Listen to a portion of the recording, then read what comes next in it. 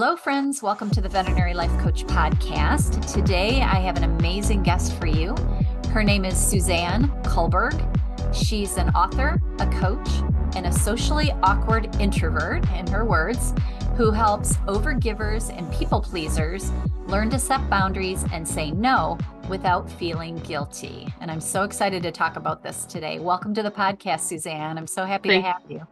Thank you so much for having me, Julie. And she's coming to me from Australia, which is even more exciting for us from the US. We love Australia for some reason.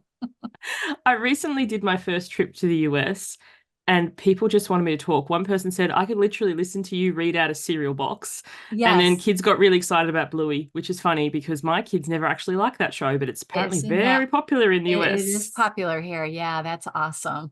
Well, it's exciting to have you. I'm really happy that you agreed to come on the podcast. So my first question to people that I have on is always to tell me their story, because I love to hear people's life stories. So you can tell me as much or as little as you want.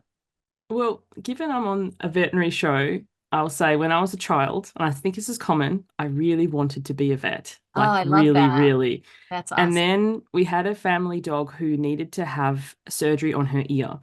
And to cut a long story short, I went along, loving all the animals. And my dad said to the vet, my daughter wants to be a vet. And he's like, oh, really? So he proceeded to grab the inside of the dog's ear to show me what he had just done, which thankfully there was a bathroom nearby and my dreams of being a vet were you decided you didn't like the sight of blood, right? Short.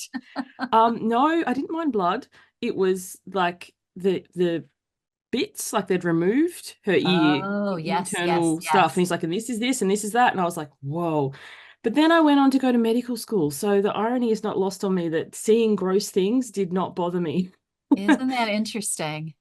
But what's interesting about both professions, which I never ended up fulfilling, was people pleasing, overgiving, attracts helping people. Yes. And so, and they say you teach what you most need to learn so that you can learn it, because it's just so easy when you have skills and you have the ability to help people and people will say, hey, could you just, like I remember at medical school, you and I were talking about, you said you had a vet friend who somebody knocked on the door on, or maybe it was even yourself, on a Sunday with a dog carrier or a cat carrier in hand. It was me, yeah. They brought their cat, they brought a cat to the door that they had found or something. Yeah, that happens to us. When I went to medical school, part of our rotation you have to do is 2 weeks, or maybe it was even 4 weeks. I can't remember. It was a long time ago now, but in a rural area. So you go out and you get like an Airbnb or whatever's available, depending how rural you are. So for us, we actually stayed with the doctor because there was nothing in the town. Stay, yeah. And so we spent 2 weeks. No, it was 4 total. We did 2 lots of 2 weeks. Anyway, I digress. With the doctor. And one time we were at the supermarket, it was like a Sunday, as you said. It was just a tiny corner little shop because it was a small town. And the number of people who would just interrupt us, hey, could you just, and like pull up their shirt and start showing a rash or, and it was just phenomenal. And I'm sure for everybody listening who's either had that experience being on the receiving end or who you don't think it, you're not nefarious, you're not trying to take advantage of, you're not like, I'm going to get a free consult. You're literally concerned about, yourself or your pet and this person can help. So it doesn't cross your mind that it's overstepping the line. That you're intrusive to go. And then when I had my youngest child and she was quite sick one night, we knew that our general practitioner lived a couple of doors down and my husband was like, well, we could just go and knock. I'm like, we will not. We'll go to the emergency room. That's what it's for. We're not going to overstep this and wake him up just to ask a question when, he's not on duty. And it's the same with the vet. Like, I'm not sure, I shouldn't say that, but there are after hours vets. I know with ours, if you call them, there's a number that's available or whatever. Absolutely. Go proper course. Don't try and like slip under the velvet rope. As I said, even if the intentions are good, the person needs to rest. And I think airlines have it best. Like if the pilot hasn't had X number of hours of downtime, they cannot fly. That entire plane is grounded because they know that this crew needs to be rested. If you're constantly knocking on the door and you think, oh, just this once, but 20 other people are having the exact same thought, that person has had no downtime and then they're trying to do something in their day to day with little rest. That's a knock-on effect of this that we don't think about. Right. Well, and I think people don't think about it. They don't realize, that they're not the only one. They might think they're the only one asking for our advice, but they end up like being the fifth or 10th one that day, and it does get overwhelming sometimes. Yeah, 100%. And then I Yeah. remember one other person. So I grew up in Tasmania, which is the smallest state of Australia, so the tiny little island down the bottom that usually gets missed off the map. And we only had one neurosurgeon for the entire state. It's hard to get medical professionals down there because it's a small place, they don't pay as much, all the reasons. Right. And I remember once I was doing a rotation under him and somebody called and he said no. He's like, I'm going to my kid's ball game. And I remember at the time thinking, how rude. Like, you're the only one in the state and all this sort of stuff. And he's like, no, my family comes first. These are the hours that I work. Most of these people would have needed my attention way before now. And there's always going to be another one. And if I'm not at my best, I can't help anyone. And I just thought, wow, like, good for you. Whereas and why was he the only one? Because everybody else had said yes and run themselves ragged, burnt out, and quit the profession. And had to quit. Yeah. Yeah, that's amazing. So is that how you got interested in this particular subject and started working towards it or coaching on it? Well, they say life's lived forward and understood backwards. In Okay. hindsight, I think it was a large part of it. But what actually got me interested in boundaries and saying no is I used to weigh twice what I do now. And I was always overeating and I was obsessed with finding the right diet, as so many people As who we struggle with all their weight are. are. And anyway, it didn't matter what diet I followed. Eventually, I'd throw it out. Like, no matter what, I could stick to it. I lost, 40 kilos, which is just shy of 100 pounds, gained it all back. I lost 60 kilos, which is 130 pounds, gained it all back. And what I realized is giving and receiving are like inhaling and exhaling. You can't have one without the other. So if Right. you're an overgiver, if you help everybody else except yourself, you have to overconsume to balance that out in some way. And for Mm, me, I'm a foodie, so my go-to is overeating. right. But when I stop overeating, if I don't deal with that overgiving behavior, I replace it with something else. So when I'm not overeating, I'm over shopping. So Amazon Prime becomes my best friend. Or I'm over exercising and people laugh at that, but I did an injury which has resulted in lifelong issue. Or there's other ways that you compensate for your overgiving if you say yes to everybody else all day and no to Yes. yourself, staying up late, shopping, eating, whatever it is. So the thing is to say no frequently, not in a rude way, not mean, but Right. no, not Just right no, now. No, thank I'm you. not available. No, thank you. Not Right. today. And then at the end of the day, I'm not exhausted. I'm not having to eat out the entire contents of my fridge. I'm not staying up late binge watching TV because I haven't overgiven, so I don't need to overconsume because eating is receiving. It's a way that you Yes. receive. Staying up binge watching Netflix is a way that you receive. It's the way that you get that little bit of downtime. So when Right. I was able to say no more, then it freed up. I didn't need the stupid diet or the exercise planner or the hack. I was always after productivity hacks, like trying to fit more in. And it's like, I don't need more. I actually need less to say no, Yes. no, thank you. Thanks for thinking of me. Not today. And that was what changed my life. So that's how I got into what I do now. Yeah. So the way I've kind of learned it, and let me get your take on this, is some of us, and I say this because I think it's some of what I do with the people pleasing and the overcommitting and the things that we do as perfectionists or whatever, was a way for us or for me to overcome those anxieties and stresses that I didn't want to deal with. It was like another coping mechanism was people pleasing and overdoing and overcommitting. And so for me, the challenge is to not do because I'm such a doer.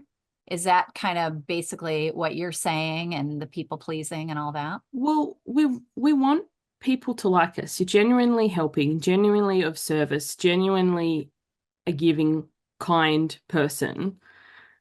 But sometimes that can, with intention and sometimes with not intention, be taken advantage of. And I remember seeing a sign once, it was like a billboard, and it was like, givers need to have boundaries because takers don't have any. And it was Yeah. like people don't know when is enough. And sometimes when you do start to say no, people can be affronted or offended, or you did it last time, or just this once, or almost a peer pressure, like back to high school, kind of goad you into it kind of thing. And yeah, it's like if you do say no, like what if they don't like you or something, run through your head. But also, if you do say no, they'll ask someone else. Like if you're turning up on a vet's doorstep with your cat because you're worried, or if you're showing a doctor a rash in a supermarket, which is gross anyway, but you're like really literally concerned about this, then you'll go ask someone else. You are not the only person in the universe, which is actually a really good thing because I think we Hmm. take a lot of pressure on like they're relying on me. And it's like, and I loved the neurosurgeon's approach. It's like most of these people, like bar an accident, which is different, but they've needed my help long before now, and they haven't sorted out. And then So it's an their emergency. inability to be prepared is not an emergency on my Yes. part. Yeah.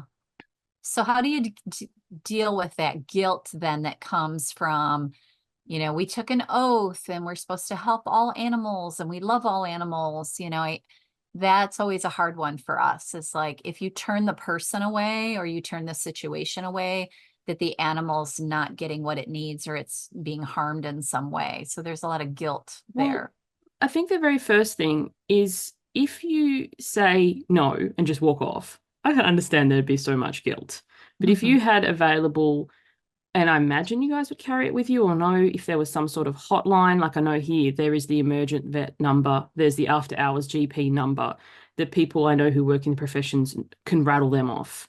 So, thank you so much for coming to me. I understand your distress, or I can see that this is just, stressful. I'm not actually available right now. Here's a resource that you can call. So you're not leaving them high and dry, Hmm. but you're giving them an alternate thing to look through. Sometimes the immediate response to be, well, I don't want them, I want you. Right. Like, And then it I pushes get back. that. I've been in situations like that. Like, it's Right. funny, my local gym here has this lady who teaches yoga. She's incredible. And the number of times that I go to that, and I'm not saying comparing yoga to your animal being sick, like, but just for the context of it, Right. when she doesn't teach, the gym has now started like individually calling people to say, Sally Sue's sick. Do you want to continue your booking or not? Because I kid you not, we turn up. If the person comes out and says, Sally Sue's sick today, she has a child who is high need, so 50-50 times she won't be there. Over 50% of the people will just walk away because they only want to do her I class. only want her. And that's fair enough. You do you. I want my body stretched. I prefer her, but I'll do with whoever's there. So the Right. people who start grumbling and go, I can't do yoga because Sally Sue's not here. It's like you totally could. You could take this other person's class. You could do it outside on the lawn. You could do it at home in front of a video. Like Right. when we get over responsible, like they're relying on me and without me, they can't work out. That is not true. They're choosing not to. So if you provided them with a number, or even you didn't even have to provide them, you say there is an after hours thing, Google it like in a nice way because Right. Google's available for everything. There's an emergency room in terms of medical things as an equivalent. You're not leaving them high and dry. It's not all on you because that they're choosing not to seek alternate help, and that's I think alleviates a lot of the guilt. It's the same when things are a cost versus free.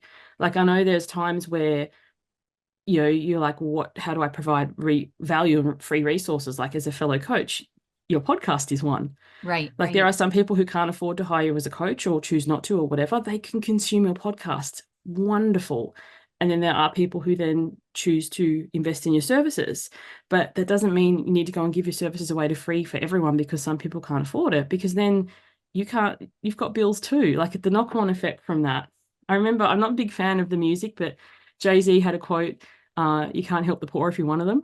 And it's just always really stood out to me. That's true. Yeah. It's very true. Yeah. So, I mean, that worrying about what other people think, worry about what other people are going to say.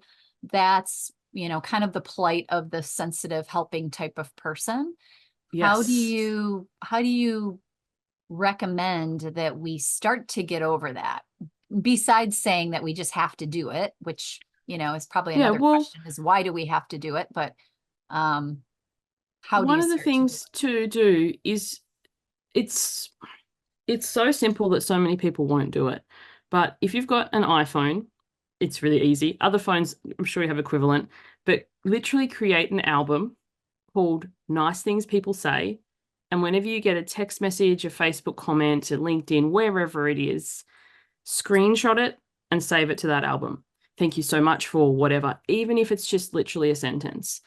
And read that regularly to remind yourself of all the good that you do. Because, as I said, sometimes people, when emotions are high, intelligence is low, and they will get nasty, they will get snarky. I had this lady the other day ask me for a refund. I'm not afraid to announce that it happens from time to time. Yeah. And it was very clear, the terms were very clear that we're through the engagement. Anyway, long story short, I did not indulge the request because if you go to a supermarket, buy a loaf of bread, then don't eat it. You don't take Yeah. back the moldy thing and ask for a Right. refund. Right. It's Like, you not know, your, yeah, it's and she not was your like, fault. I'm going to go on to Trustpilot and I'm going to leave you a 1-star review and I'm going to do all this sort of stuff. And she's like, I have clout. And I was just like, I'm not going to be emotionally manipulated by somebody in the internet. Like, you can do all this sort of thing. This is how we end up in these things of people pleasing. So Yes. I was not comfortable with the situation, but I stood my ground. I trust that people who work with me or whatever who see between the things. I went and read Yes. my list and reminded myself of how awesome I am because there's a difference between you know actual legitimate requests or if something isn't a fit or something early in the term of service where it's not working out and Right. then something at the end where someone's had something else going on. Like I've had people tell me before if I didn't give them their money back they wouldn't be able to buy Christmas presents for their kids. Like what a talk of emotional manipulation. It happens. And Right. you've got to have, as I said, that givers have to have really good boundaries because takers don't. Yes. And I just think, in the day of the internet, you can read between the lines of a legitimate review of somebody who is unhappy, which happens and it's fair enough, and someone who's just raving. Like my daughter just got accepted into high school, and for whatever reason, we decided to read the Google reviews. And what was Okay. funny is how many of them were obviously written by people who'd never been there, like you could just tell, Right. or people who've had a thing with like one teacher or whatever. So you can kind of weed them out. So never ever overgive or overdo or overdeliver because someone's threatening to badmouth you, that's some sort of negotiation that you don't want to be part of. Right. Well, and I think if we realize that it's not about us, it's about them and their unresolved emotions. I try to remind people a lot when they're working in the veterinary field is it's a very highly emotionally charged situation, almost always. There's a lot of happy people Yes. with puppies, that's a very high emotion. There's a lot of very sad people who have sick pets and they're on an emotional roller coaster and they want to take us with them on that. If they're Yes. feeling grief or they're feeling sad, they'll try to, share that emotion with us. And we don't have to share in that because we have enough of our own life emotions to deal with. We don't have to take theirs on as well. But I think that social media stuff is so powerful and Yeah, it's well, hard also, for us to dismiss. if you have really clear guidelines, boundaries as a vet, then the clients can choose to opt in or opt out. So we've lived in lots of areas around Australia. We're now in Sydney, but for a while we lived in Queensland and we had a cat. I remember she had a little lump in her mouth, took her to the vet, and they're like, oh, we need to do an x-ray. And I was like, okay, cool. Makes sense. Took the Mhm. x-ray, then they need to do a blood test, and they need to do this, and they need to do that. It got very, very expensive very, very fast. Mhm. And we ended up having the first surgery. Then I had to take her to a cat vet specialist or something. There's a name Specialists. for, Yeah. yeah, I didn't even know that was the thing, obviously, like, Yeah. duh, but Yeah, we know that. Yeah. and then they were like, oh, we're going to put her in a journal and she had everything. And then they said they'd got it all. By this stage, we were about $10,000 in the hole. And I was like, okay, cool. And then when we moved down here to Sydney and we brought the cat, she had another lump and I took them in and they said, for whatever reason, if you miss one cell of this particular tumor, it can come back. So it looks like it's back. And I was like, so what is the procedure going to be? Because I can't deal with a blood test and a scan and a this, like, Right. And um, $10,000 every yeah, year. like, Yeah. but it's also too $10,000 up front. Like if someone said this is the trajectory we could think, then you can make the choice as opposed to this sort of thing. And Right. the vet here was just so much better about it could be this many dollars or it could be this many dollars. Right. Because yeah, if the first vet had said anywhere along the line, this is what we suspect and this is the journey that we're going through and cat chemo and all this sort of And it stuff, might come back. Yeah.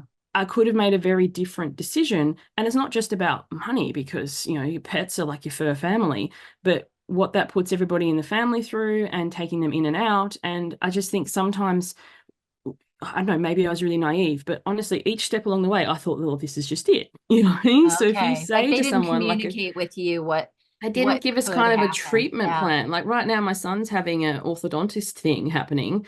And when we had the couple of appointments, they're like, here's the trajectories you could go, here's how much it's going to be, here's the months. So I kind of am prepared for it. And I think the Right. first vet was kind of nervous that we would say no or whatever. Right. But So they then didn't the person communicate. has agency to say that. Whereas if, you like, this is what's potentially going to go through. And I think, being clear up front, this is when the payment's due, this is how much it's going to be, you pay it regardless of the outcome, then people can make that choice whether to continue that engagement, seek a second opinion, or, and I think sometimes we don't, we just kind of hope for the best and just take them that next step, whereas the person doesn't know. And then by the time you're that far down, you just keep saying yes. And then, yeah, nobody ever said to me, like I said, in hindsight, maybe I was a bit naive, that there was a chance it could come back because she had two surgeries on it. I thought it was all gone. Right. And they were Right. like, we just must have missed a cell, which makes Yes. sense. It's like human Right. cancer as well, But but you had they don't, told you that up front, it would have been easier to take. Yeah. a different course of action, Yeah. 100%. Yeah. Well, and I think that's a great lesson to us is that, sometimes the people pleasing part of us wants to be very optimistic and we don't want to say, I don't know. We don't want to say this bad things could happen. We have a tendency sometimes to try to guard some of that, but that's when the communication goes offline because the client doesn't really know what all the options are. And Yeah, perhaps and in your cat's situation, they didn't know and they just didn't know to tell you, but giving them grace. But you could also over communicate to your clients and just tell them, look, here's what we normally do. It's 90% effective, but there are some cases that, it could come back and we're going to be doing this again. That prevents a lot of anger in people if yeah, and if also they know. too, like how long the thing's for. So our other cat, when this cat was going through all this, got cat anxiety, which also I didn't know was a thing.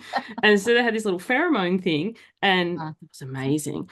But yes. like I didn't realize that that would be forever. Like I just Right. thought that the cat would kind of get over it. And so it's Yes. kind of like if, when you communicate these are the options, and this will be an ongoing thing, or this will be like, so people can work out their budget or their expenses. Like as I said, like I know it sounds horrible, but sometimes you just don't have that when you have Yes. kids going through dental stuff and pets Right. going through this stuff and all this sort of Yeah. thing. You need to work out what's where. And I just honestly thought I'd just buy this pheromone thing and it'd be a couple of weeks and it'd Poof, be she'd be better, fixed and huh? off we go. And it's like, no, it's forever. And it's like, oh, okay. All right.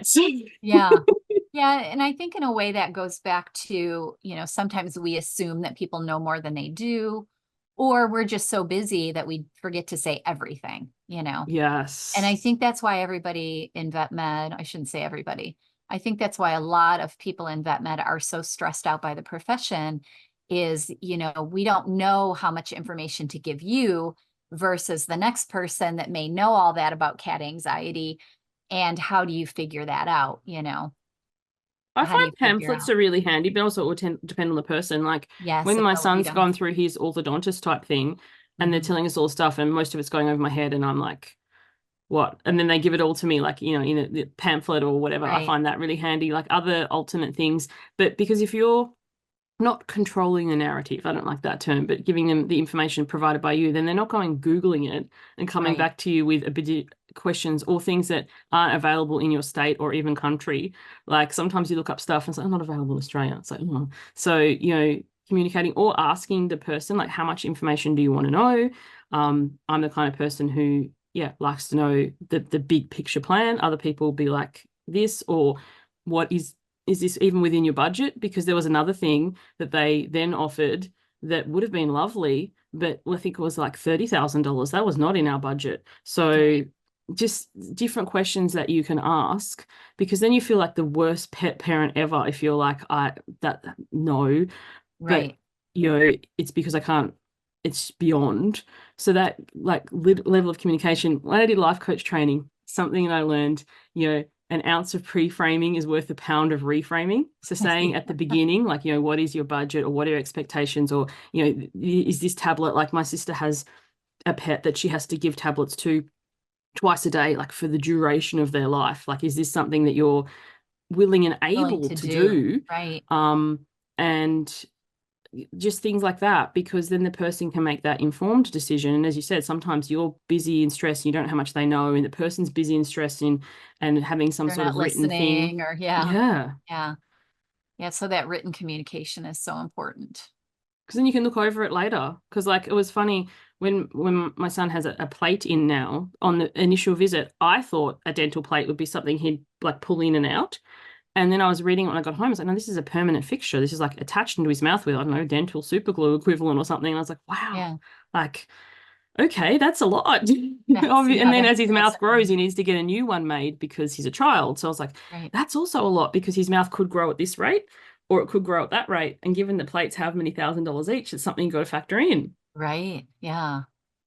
So those of us out there, the people that are listening, if they feel like they're not good at saying no, or they're very heavy duty people pleasers, how do you begin to set boundaries?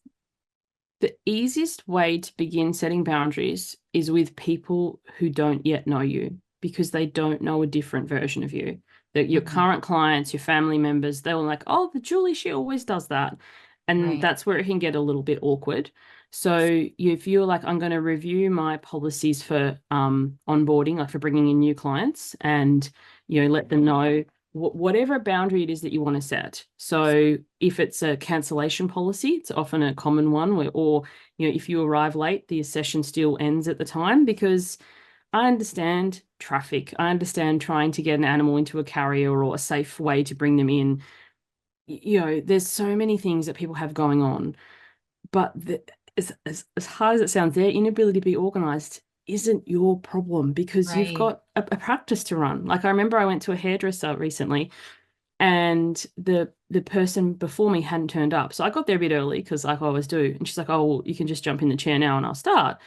And then the person like turned up like 15 minutes into my appointment. She can't cut two people's hair at the same time. Right. And then stormed off in a huff and all this sort of thing. So not only did she not get that money for that first appointment, because so it's just kind of like maybe having, like where I live now in Sydney, you're either you're either like 20 minutes early or up to an hour late, because it's just the way it is. And we all know this. But Right. whether you have something on your initial text message or contract or email that you send to people, parking can be a bit challenging, or like not in a sarcastic way, but just to remind, you might want to get here early or something to let people know.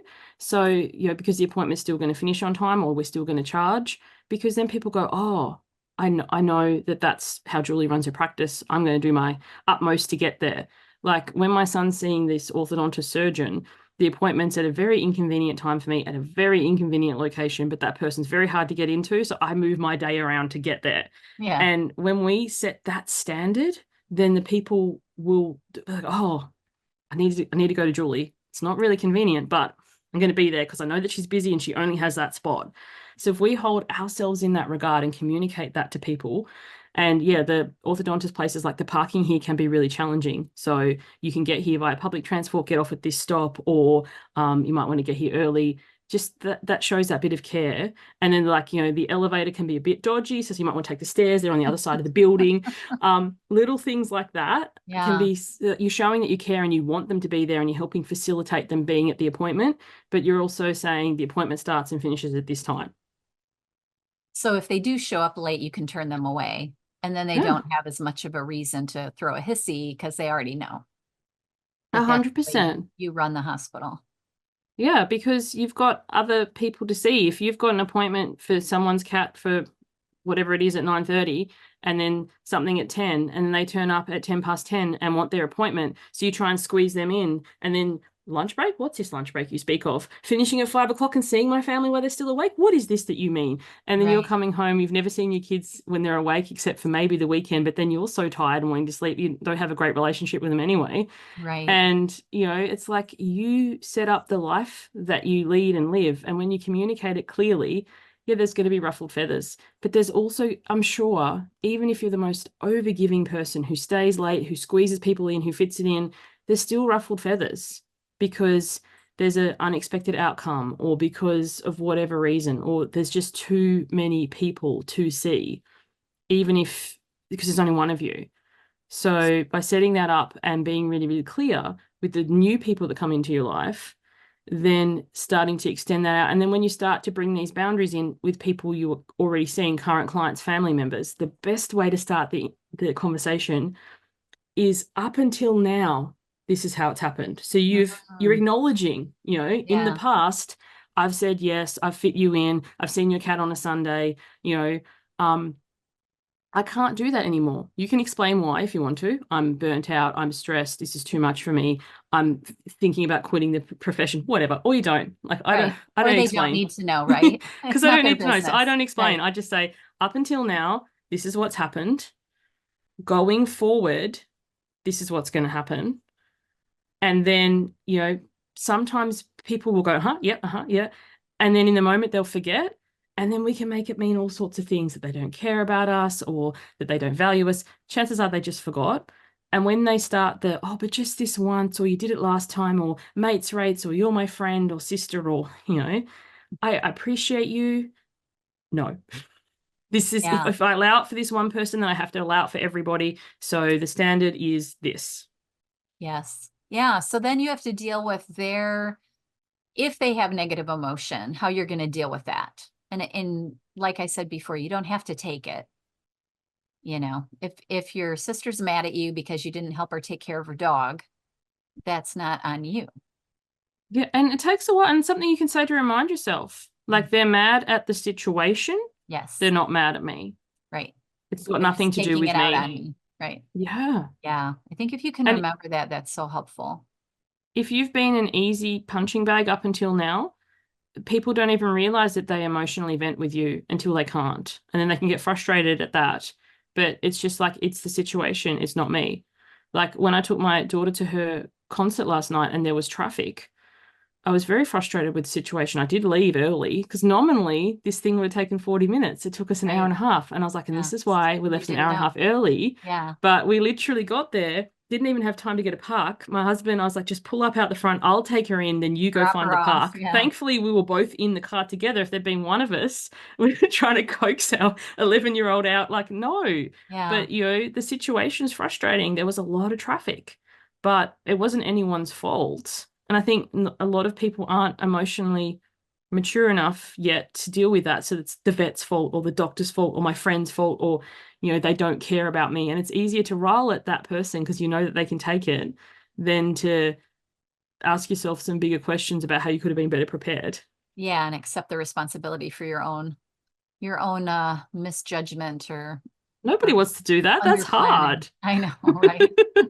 So true. It's so true. So tell me a little bit more about it. Well, this is a question I thought of as you were saying that the boundary setting thing. So if you work for someone else and they don't respect your boundaries, now they're your boss, right? There's a power differential. How do you recommend people deal with that? Since COVID, my husband's worked from home. So the gift of COVID from us has been that his workplace has just allowed him to continue to do that. Right. I've never seen a person with more incredible boundaries in my life, and he works for someone else. I don't try and listen in on his conversations, but it's a small house and his office is Right. right You next to hear it. mine. Yeah. So sometimes, and so there was this one time I can only hear his end of the conversation. And he's like, well, which item do you want me to do?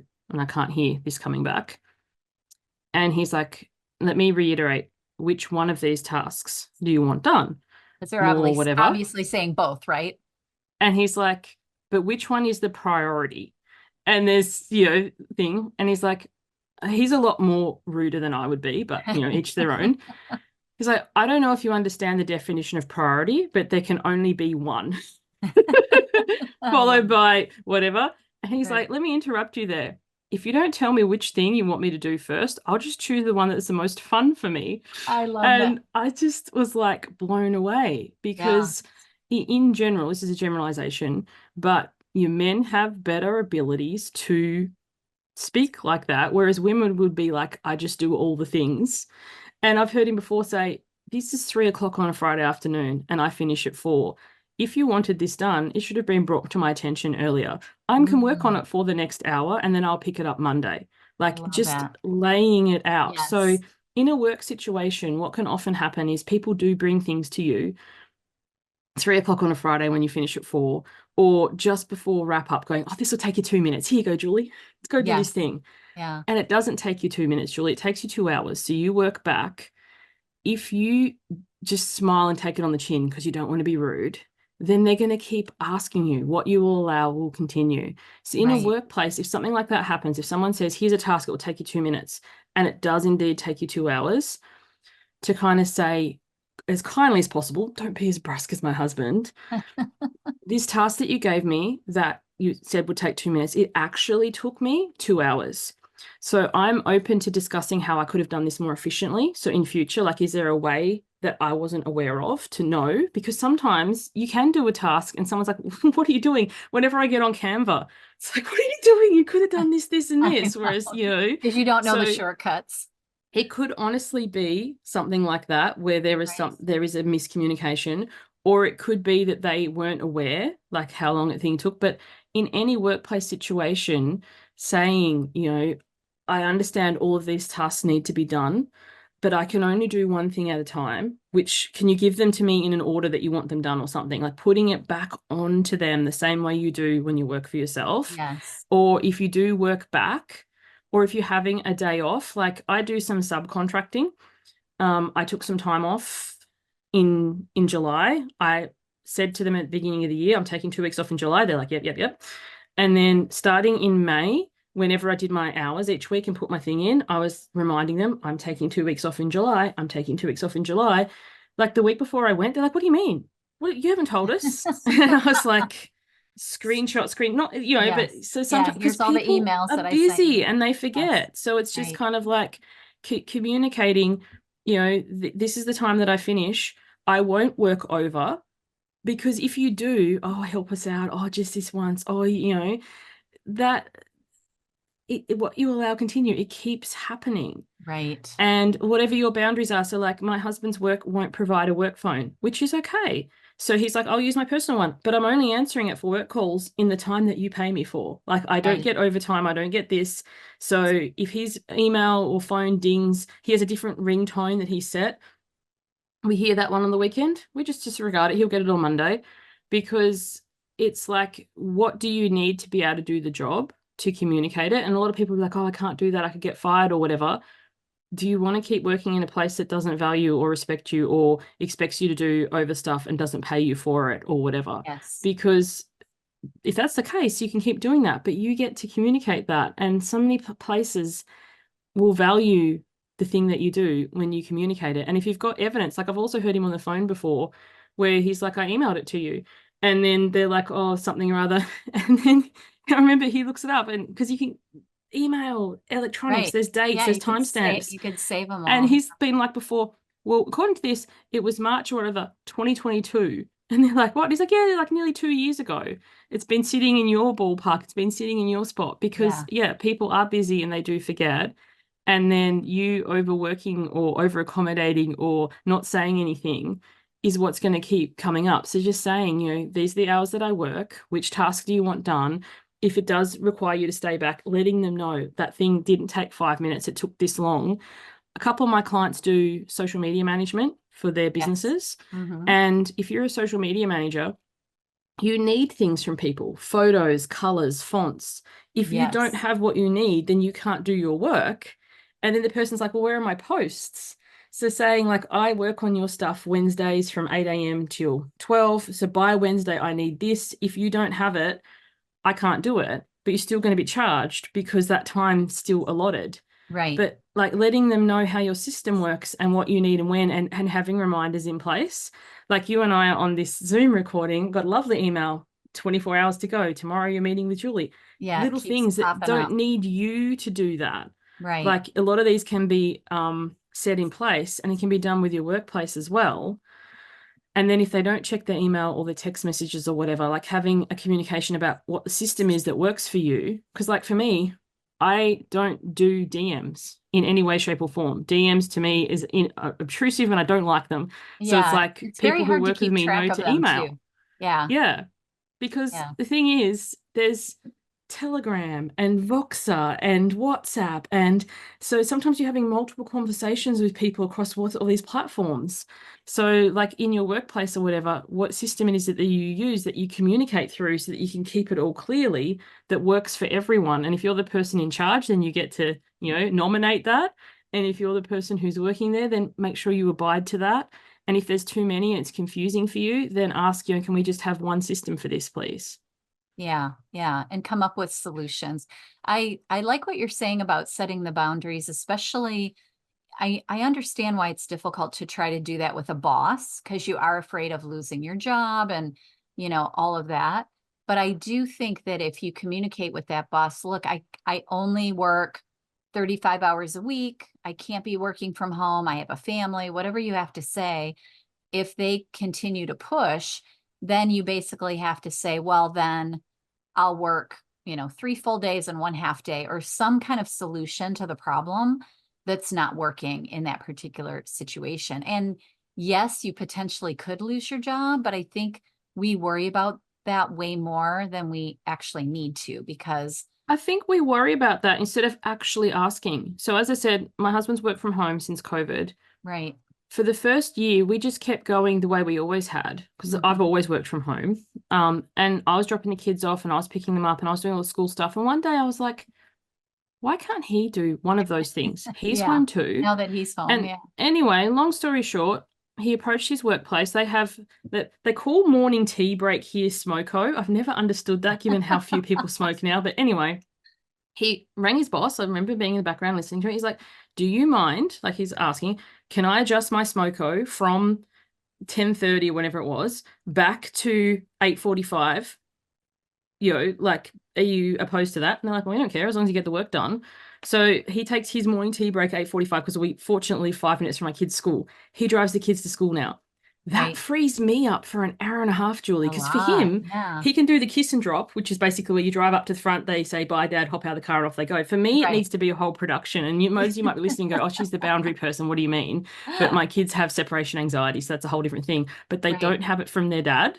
Yeah. So it's amazing So how it's that tiny easier. little shift has been game changing. But if he hadn't have asked, if he just assumed, no, we have to have it at this time and whatever, most workplaces don't care as long as the Yes. work is done. When you're working remotely, if you're in person, Right. that's different. If you're the vet on call and you're like, sorry, taking my Yeah. kids to Yeah, school, it's a you little know, harder in our situation, but it's still there's so many ways to solve problems that you sometimes can, even if you have multiple doctors in a hospital and they all have children, you could even split those times, like if you have an event on Wednesday, I'll work for you, and if your kids have an event on Thursday, I'll work for you. And I think people forget that the bosses are humans too.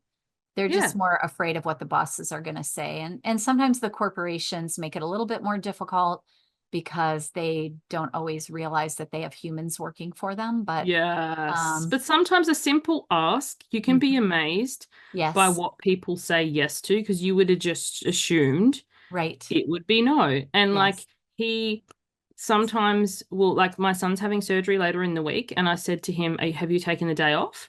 And he's like, no, I just told them that I would need to drop because he's dropping us at the hospital, so I don't need to worry about parking and I'll be with him and right. he'll come pick us Yeah, up. He's like, they said just as long as you make up the hours, that's fine. And there's obviously a level of trust there because some right, places might not necessarily do it.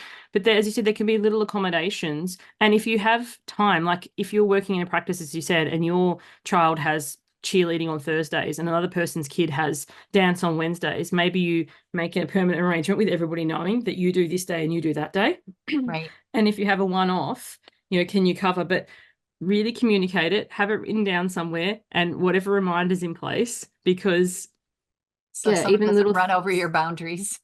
yeah, well, sometimes people forget too. Like just Right. that little reminder, like you're still covering for me on Thursday. And like with my son's surgery this Friday, I was like, oh, well, surgeries can go late or he can be in recovery. So what am I going to do with my daughter after school? Asking one Right. of the other mums, can she come to your place? Yeah, that's no worries. So, like just being that little bit, it's just asking. Like I was like, I don't want to impose my kid going there. I'm like, yeah, but if that surgery goes late and I'm trying to get across town, this could be problematic. And my 10-year-old standing outside the school going, Mummy, you know? So yeah, but in the workplace, asking, because it'd be amazing what people do say yes to, even without having to know why and the ins and outs. It's like, can I have this accommodation? And a lot of people are pretty accommodating if you ask with plenty of notice, and then you say what you're going to offer in return, like you're going to make up the hour or whatever it is. But I think a lot of us are too afraid to ask. And I think the thing with asking is ask early and ask often. Don't ask as a last resort and I'm so desperate for this, because then you're equivalent of Yes. the person turning up at your doorstep on a Sunday with a cat in the carrier. Like, I've got no other Absolutely. choice. Yeah. And it's like, no, if you asked earlier, then you could have come up with another way around this. Because sometimes there's so much emotional gymnastics in life. Like, I'm thinking about Yes. this week, my son's got surgery, my daughter's got a cheer competition. I've got, bits and pieces, moving parts that, if this doesn't You work, have to coordinate. you Yeah. have to coordinate. And our workplaces and stuff can be the same. But if our clients or the people that we work with know that this is how we work and when we work and how we work, and, because I think that's the thing, people don't know how to contact us or when they'll hear back from us. And that's why they can kind of sometimes feel demanding. Like, clients who work with me know not to DM me because I've told them that, most welcome to email me anytime. And I Right. will respond Monday to Thursday, 8 till 5, Sydney, Australia time. So they're like, Okay. oh, I'm not panicking. Suzanne's probably asleep, because a lot of my Right. clients are overseas. Yeah, and she'll get back to me. Yeah. But when they don't know is when suddenly they're DMing you and then Instagram messaging you and then WhatsApping you, because they don't know. So when you're confused, you're always off on the back foot. Yes. Yeah. And I think the veterinary clients with their pets will understand if you communicate, look, I can't stay late to see your pet tonight because my child has X, Y, or Z. Or you don't even have to tell them why. It's just that I have a prior commitment or I have Yeah. a I have a family hard stop commitment. on the hour because I Right. have, I have another to. commitment. Yeah. Maybe on another day, I don't have to have that strict of a boundary. And maybe I'll want to stay late one day at work to help someone. But I think when we get trapped into it is it's almost like we feel like we can't help it or we can't set a boundary. And I think that thought that I can't or I'm afraid to is what holds us back from setting a boundary. And when you have that thought, I can't and I won't, all my clients will leave me, nobody will work with me, nobody will Right. Or hire I'll with get me. fired I think that's kind of or almost an energetic attraction for that very thing, like people who do take advantage of you and stuff. But when you're like, actually, I'm finishing at this time, there's so many people in the world who need a vet, not in a bad way, but in an amazing pet way. And I'll attract people who respect my time and my expertise and, my times to finish. Then the people that you work with are incredible, because they'll be like, yes. oh, Julie, I know you normally got to finish right on the time, but this, and then they will ask and they Right. will appreciate rather than just demand and assume. Right. Even if you say no, but you say, like I've had people ask me, I want to bring my pet in on whatever day, and I'll say, well, I'm off that day, but I'll be happy to see them the next morning. So if it's something that can wait, I will squeeze you in. And most of those people are super appreciative. Not that I said no on the day that they wanted, but that I was willing to see them the next day or make some accommodation when I was actually at the office.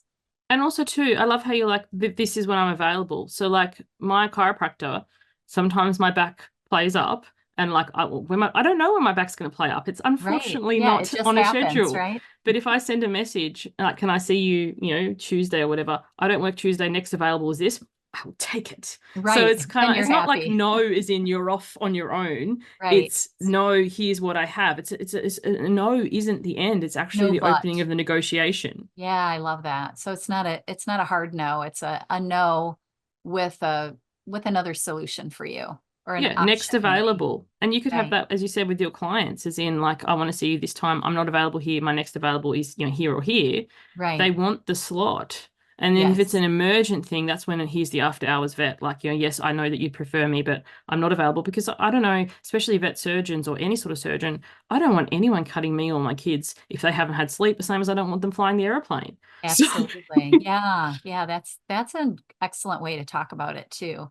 If you really feel like you need an excuse, you don't want me working on your pet when I don't have enough sleep, or you don't want me working on your pet when I'm worried about my kid standing in the parking yeah. lot waiting for me to come pick her up. Or if they have come to you on the weekend or something, I don't want you working on my pet if you're potentially drunk. Like, Yeah. if you've just had indulged because it was your time off and you're most allowed to, and then it's like, here's this, you're not with your full capacity and capabilities to Yeah. make a call as you would be when you're in work mode. Yeah. I love that. So talk to me about socially awkward introvert. I want to ask you about that before we're done. I love working online because at the end of the time, I can shut the lid on my laptop and go about my merry way. In-person things, oh, I have social anxiety. I'm not afraid or not, upset to admit it. I think we should be talking more about our mental health uh, Yes, across the absolutely. globe. That's what we do But here. yeah, in-person things I find really, really challenging. I am socially awkward. It's just not me. And yeah, when I go to things, I meet people in person who I've worked with online for years. They're like, "You're a totally different person." It's like, I warned you. It's peopling is very, very challenging for me. Yeah, I'm very, very introverted. I have an extroverted son who the dynamic is interesting because he would literally talk to anyone, anytime about anything. And I'm just yes. like, please no. How do you do So that? Don't attract any people to me. Maybe he'll it's train you to fascinating. be less worried about that. Yeah, I just don't enjoy it. But it's funny to watch different people's personalities. My son will wake up each day and be like, I wonder what I'm going to get today. Like not in a skeezy way, but just Right. whatever. And we've been like walking through a florist and admiring the flowers before, and the florist has come over and they've started making a posy together. And in the back of my mind, I've been like, how much is this going to cost? And they've literally just given it to him. One Nice. time somebody gave him an electric toothbrush, like brand new. Wow. But me, I'm just like, please don't talk to me. I wear earbuds for a reason. Some people get it. They're like, oh, okay. And some people are Yeah. just insistent. I'm trying But to shut you out. yeah, Yeah. no, like peopling is very challenging for me. And I love that we're talking more about this and places have more accommodations now. Like you either have a quiet room or they have a place that you could just go to, or I can just tell them, like if I zip off and I'm not there, my social battery has been burnt out Yeah. and I need a few minutes. Recently my sister and I went to a conference in Vegas. Now that is not a town for socially awkward people. No, Vegas It is like people everywhere. went from 7:30 in the morning to like 9:30 and 10 at night. I was Wow. that burnt out socially. I was like, oh, thankfully the room we had was at the venue, so I could just like duck back to my room for a little bit and have some alone time and then come back up. But yeah, no, peopling is very, very hard for me. But knowing the way that you're wired and accommodations that you can ask for, things like earbuds, letting people know ahead of time, this is how I am. So if I suddenly just disappear, because I think sometimes people think, oh, I don't want people to think I'm rude or I don't want Right. this.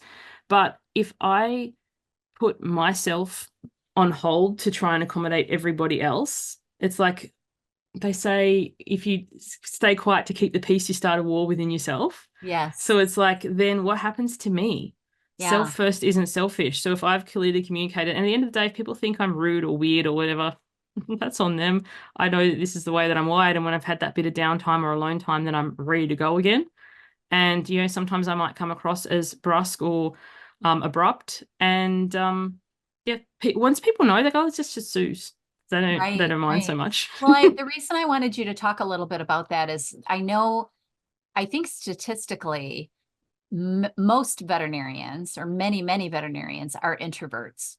And I don't know why. Maybe it's the animal thing, that attracts us to this. And I'm not an introvert, but I have a family of introverts, so I'm very familiar with the way they operate. And I think that if you are an introverted person and all that peopling, because we do a lot of peopling in our profession, we have to be on all the time. I think just knowing that about yourself and then setting that boundary that I can see 2 or 3 clients. And if I start to feel overwhelmed, I need to take a break, even if it's a go to the office and shut the door for 5 minutes, or go put your earbuds in and play some music, or walk outside for a minute, something to get yourself back in alignment. And communicating that to your boss, because I understand that very well, because for me, the more I get energized from the confusion, and I've worked with people that Yes. Shut get down. traumatized. Yeah. And so to understand that and be like, okay, you're getting overwhelmed. You go take a break. I'll step in. Or, or just making your schedule that way. I know that Yeah. after about 3 or 4 clients, I'm going to be burned out, and I'm going to need a lunch break or a coffee break, or, whatever you called those breaks that your husband takes. The people support break. Yeah, But the when you people think about support it, break. as you said, when you're a veterinarian, you are for the animals, but then you need to communicate what's happening It's with a the animals people to the profession. person. Mm-hmm. And then sometimes it's highly emotional Yes. because, and there's more than one person. They might bring in the entire family and they've got the kids and little Johnny's crying. Is the cat going to be Yes. okay? And then if Yep. you're highly sensitive, then you can feel all of that emotion. Then there Right. can also be the cost factor involved. Like, are we going to be able to afford this? How Yes. long is this going to go for? So there's so many emotions involved. Yes. And some of us can be like sponges for all that. And Mm-hmm. then you're picking that up and then inadvertently personalizing it, like making it mean they're thinking all these things about me, not the Right. situation. And Right. also, if your veterinary thing is an emergency, like the animal's been injured or something has happened, there's also the emotion of what's happened to the person whose day's been interrupted. Like we didn't plan to bring, socks to the vet at 3 p.m. It was run over by a car or stung by Right. another animal or whatever. Right. So because there's different things emergent versus planned. Like my son's having a Correct. planned surgery on Friday and I'm trying to Right. work out all the pieces. And then suddenly Yes. if I get a phone call that the cat's been bit by a snake or something, Right. then there's this on top. So because imagine, yeah, like with your practice, you might have the set people you're doing the vaccination for the cat, but then someone brings in an injured animal. So Yes. the workplace dynamics can be a lot to manage, but deciding for yourself ahead of time or knowing the way that you know yourself, what your boundaries are, and communicating them so that you can keep going and not burn out. Because I'd be interested to know, do you know the stats on veterinary burnout where people just leave the profession because I know in the medical field it's quite high, like humans. So I Yeah, imagine vets might be high too. it's pretty high right now. I did know the statistics a year or two ago, but I don't know them off the top of my head currently, but it is pretty high.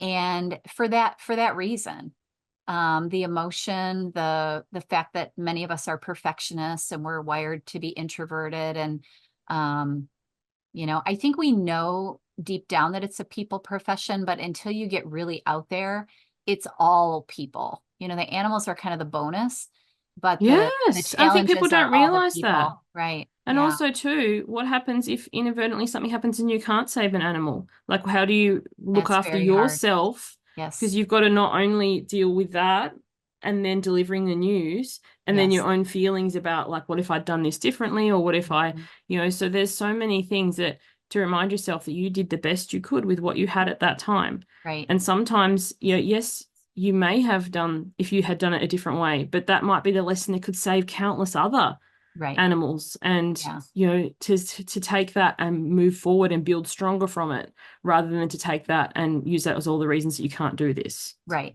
Right. Yeah. I think what you said earlier, where you make a list of all the good things that happened, I think that's I recommend that to a lot of my clients. It's like you have to keep track of the wins in order to not suffer too much for the losses, because the losses are few, but we remember them more than we do the wins.